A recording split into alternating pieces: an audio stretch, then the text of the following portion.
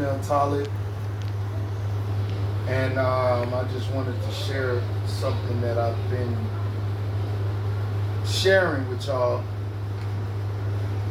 about why I left the church. This is a series that I'm on, and I'm just talking about different reasons because there's a million different reasons why I left the church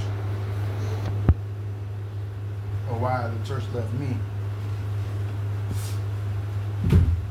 I was watching a YouTube short the other day. It was Latoya Luckett. I don't know if she's famous. I guess I don't know what exactly she does. What is she, a singer? My wife says she's a singer. So her and her husband were doing an interview, and he was talking about how he got to meet her and how he got to go on the first date with her. Let me add some background. Number one, I am a follower and a student of the Honorable Elijah Muhammad, the most honorable. The most honorable Elijah Muhammad taught us, all of his students, that 75% of his work was for the black woman. Meaning, the black woman is 75% of the problem. And she is the most important piece of the puzzle in order to solve the problem of black people in America. So, the Honorable Elijah Muhammad understood that if he could reach the black woman and teach the black woman and fix the black woman, that he could fix a nation, because he taught us that no nation is stronger than its woman. Right? Just like the saying, you're only as strong as your weakest link. Obviously, we know that the woman is the weaker vessel when it comes to a marriage. If you look at a man and you look at a woman, you obviously know who's weaker, right? So, bottom line, the black woman is 75% of the problem. The Honorable Elijah Muhammad also taught that heaven, in its truest form, for the black man, is found in the black woman. And his ability to find a beautiful black woman, be with her, create a family, and create a heaven on earth. None of that can exist without the woman. So I believe that the woman, as it relates to our problem and the solution, is the most important piece. Now, the church has the most disrespectful,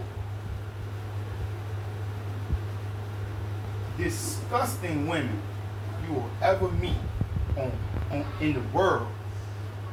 If you meet a woman and she say, I'm a nice, cool Christian woman, a church woman, you know she a freak right off the top, right off the bat. You know she's just nasty.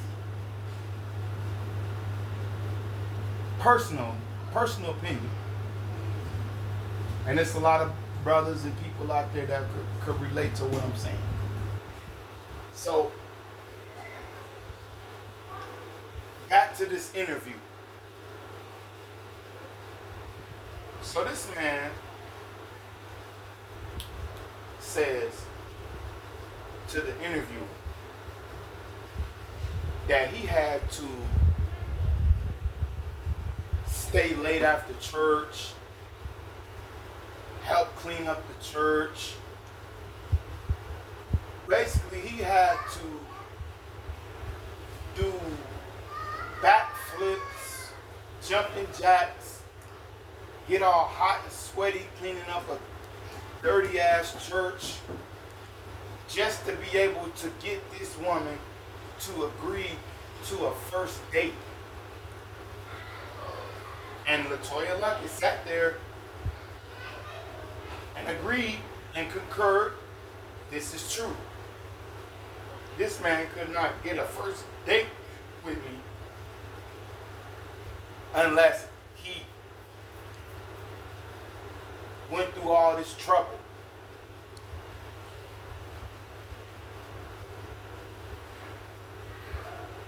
Is that in the video?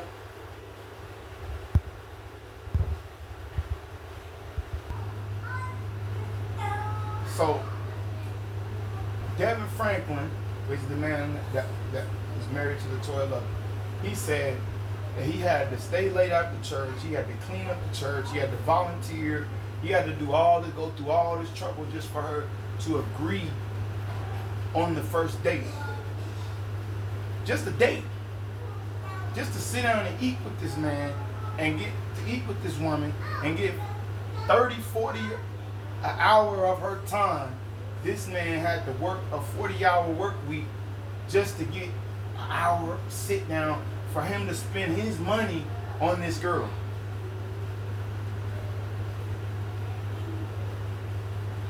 And why is that? Is this LeToya Luckett's history with all the men she's been with? Hell no. There's many men out there that's clapped her cheeks on the first date, on the first meetup, one night stand.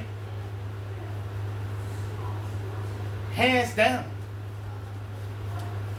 There's men that didn't have to do nothing but pass her a blunt to just to sleep with her. And yet here this man, a good man, a righteous man with good intentions, she makes him jump through hoops, do circus tricks to get a first date with her. Doesn't make any sense to me. And that's the track record of a lot of women in the church. They go through years and years and years of their lives in the abusive relationships, dealing with men that don't respect them, don't care about them, cheat on them, abuse them, sleep around. They sleep around all the time. They're whorish. And then when it comes down to a good man, they try to make the good man, they have a long list of rules that the good man has to follow that none of the other men that she dealt with before had to follow. So while you think it's a flex, Devin Franklin, that she made you do all this stuff in order to go on a date with her, just know that it's another man who didn't have to do none of that. And he got her in the bed on the first night. That's the truth that you got to swallow. 90% of the women in the church are married to men that they don't even like. They don't even like them. Because what man has to do all of that work just to get a first date with a woman that likes him? And that's what the men in the church, as weak as they are, because that's what the church does. It makes men weak as hell. Weak as hell, spineless as hell, lame as hell. That's what it makes you. It takes away your manhood. It allows you to be manipulated by the woman. The woman is in control of the black church 90% of the time. That's why they get up there and they preach and gear everything towards the woman, in favor of the woman. Why? That's their main customer. That's their primary client, the black woman. So, as weak and as spineless as y'all men that are in the church was, and I was there, I was there, you got to understand that you being manipulated, you being played, you being bamboozled, led astray, ran amok. Because these women are not holy. Oh, no, man. They're not holy, man. Y'all are marrying these women, getting in relationships with these women. They have four or five kids by all these different men, and they making you jump through, do circus acts. They're making you juggle to go on a date. Meanwhile, Chad or Tyrone, and he just met her.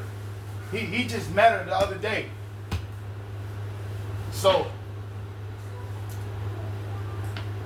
disrespectful women, man. Married to men that they don't even like. The baby daddy that they running from, so-called, you know, they'll tell you things like, oh, I heard some crazy stories, man.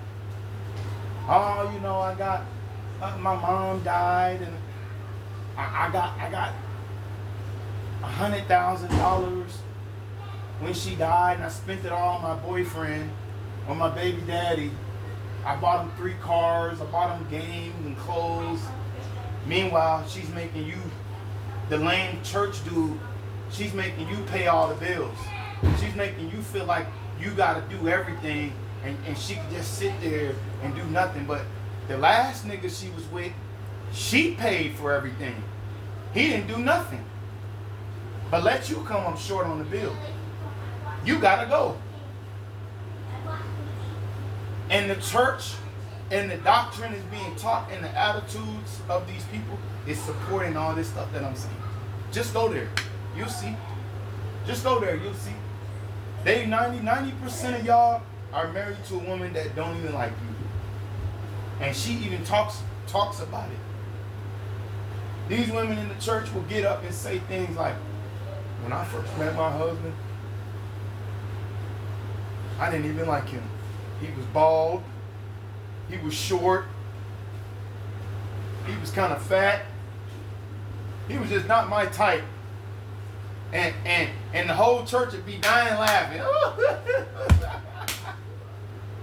at this woman publicly disrespecting the man she so-called loves. It's funny. It's hilarious. And that's what you are, black man, in the church. You a hilarious, funny joke. You a fucking clown. You a comedian.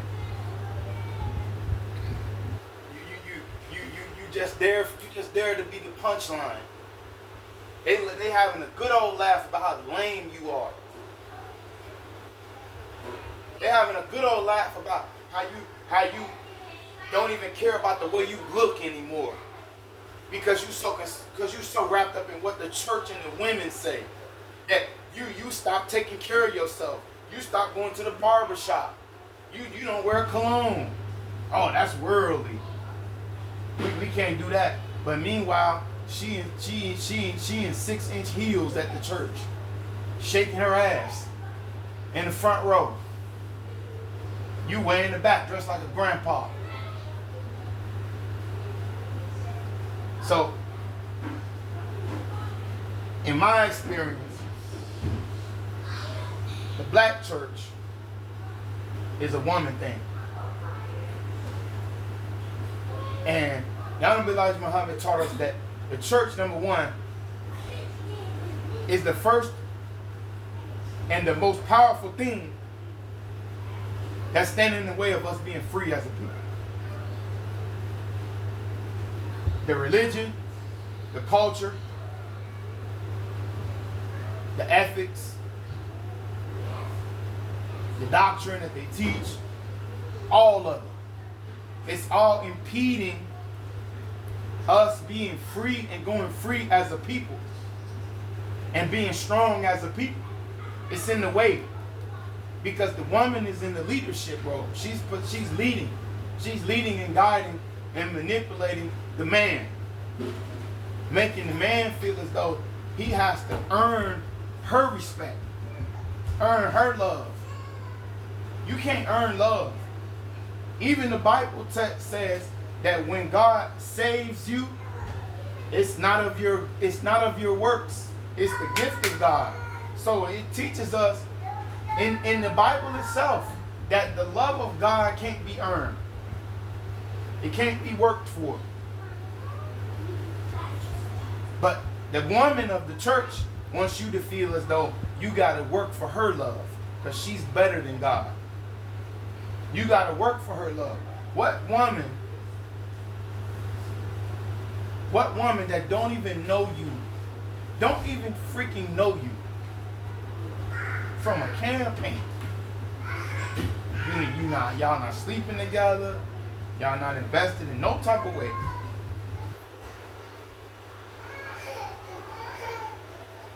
makes you pay on the first date to take her out to eat. Where's her money going?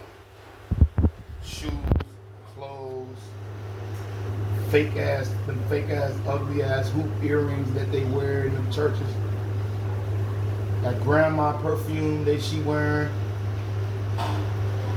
Them nights out at the club that she not telling nobody she doing. Oh yeah, all the women in the church doing that. Freaks, nasty beasts, all of them. Disguised. I was at a church the other day. Not the other day, a while ago. Long time ago. Maybe about a year ago. And I heard the same thing from the pastor's wife. She got up in front of the church and told the church that she had a list of rules for the man of God before he could date her. She wouldn't even talk to him if he didn't check off all her boxes. That's crazy, man. That's crazy, man. That's ridiculous, man. There's so many weak, defeated, lame, goofy ass men in the church, man. Because it's just robbing you, bro. And you think that you could try to manipulate the shit and make it manly and make it something that can be respected, but it's not. You'll never be